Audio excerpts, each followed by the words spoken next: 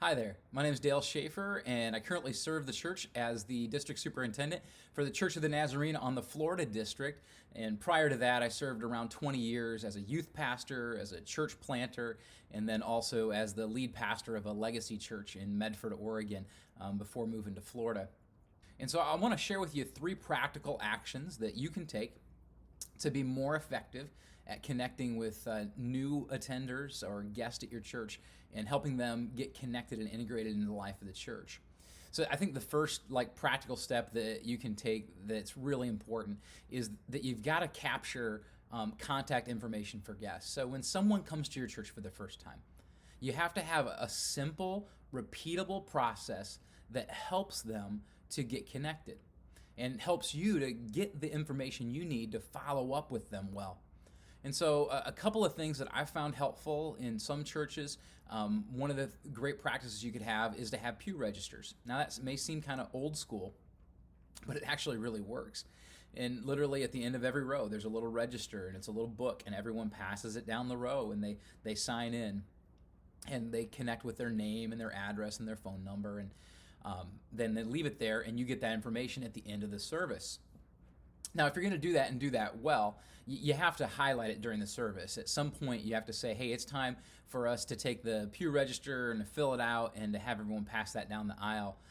My favorite way to do this is actually to use a connection card. And that could be a card that's inserted in a bulletin, or it could be a card that's digital and it could have like a QR code and you scan it off of something and it's up on the screen and you scan that.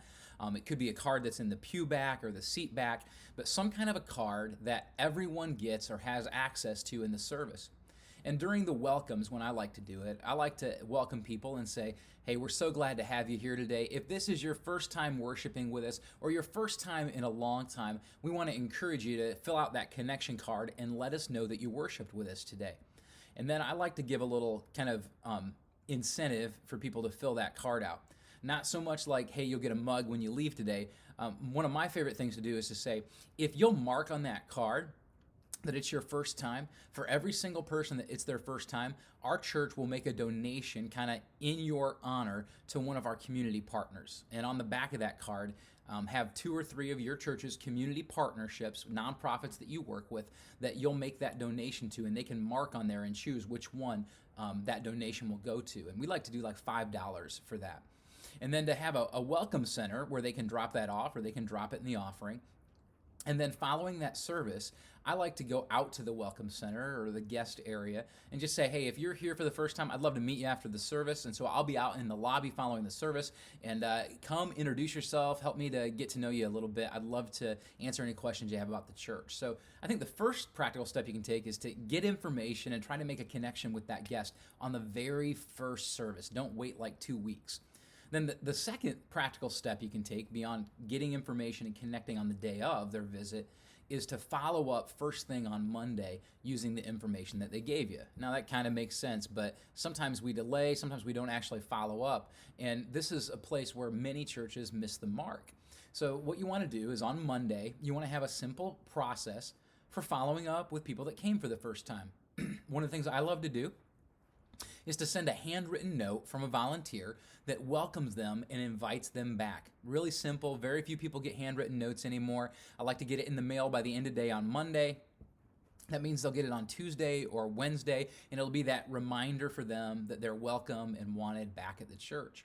Now, another thing that I like to do is on Monday, I also like to send an email thanking them for coming, inviting them back, and encouraging them to stop by the Welcome Center if I didn't get a chance to meet them in the last week.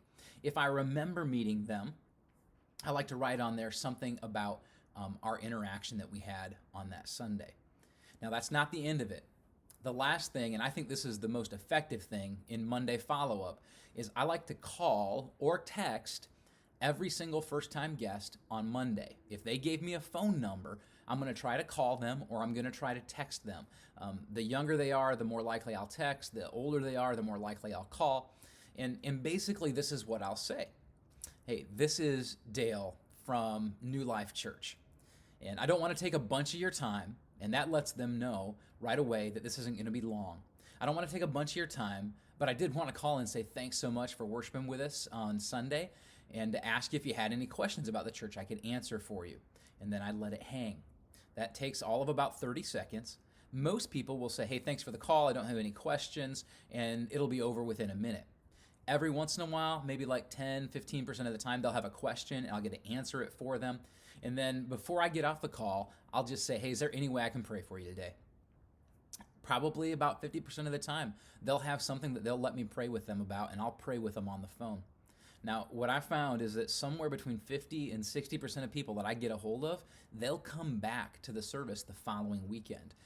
If I don't call, the return rate is a lot lower. So I just would encourage you, Monday follow-up is the second practical step that you can take. Handwritten note, email, and a phone call or a text message from the lead pastor.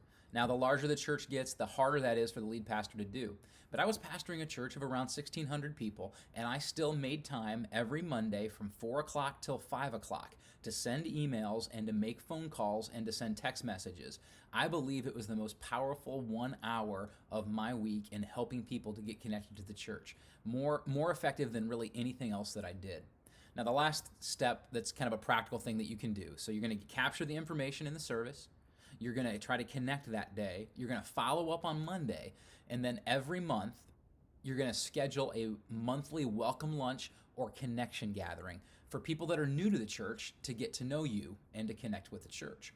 So in a smaller church, when we did this, a church of under 100, we did it in our home. We didn't do it at the church. We did it the third Sunday night every single month, and we called it, it's kind of cheesy, but it worked, we called it Pie with the Pastor.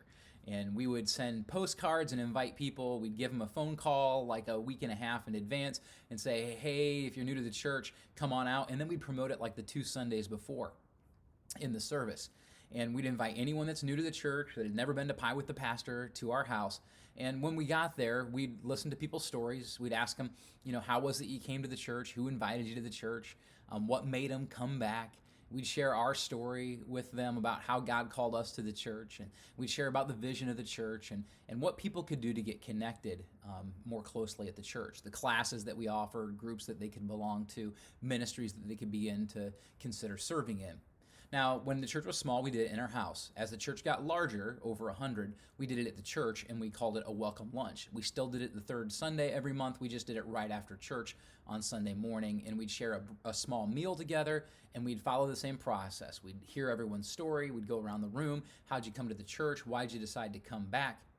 We'd ask them to ask any questions they might have about the church. We'd answer those questions, share about our story, share about the story of the church, and how they could get connected, and we'd ask them to give us some information to follow up. I'll say this, those 3 steps have been critical throughout our ministry in helping people who have found themselves disconnected from the church find their way back into connection in the Church of Jesus Christ. I found this to be one of the highest leverage uses of my time as a pastor, and I'd encourage you, if you'll invest just 6 hours every single month in connecting with new guests, new attendees, and helping them find their way into connection in the church, it would likely result in dozens of people every single year who would make your church their church home. It would result in several people trusting in Jesus or returning to trust in Jesus with their life.